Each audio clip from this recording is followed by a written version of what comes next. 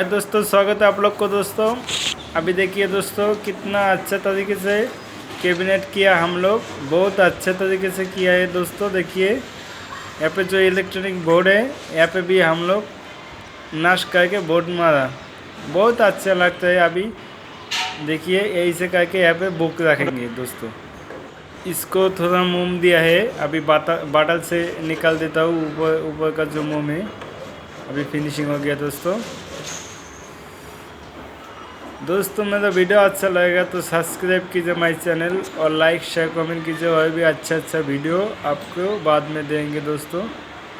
बहुत यहाँ पे ऐसे करके बुक रख सकते हैं दोस्तों। इसका हाइट है 45 इंची और लंबाई है 120 इंची दोस्तों।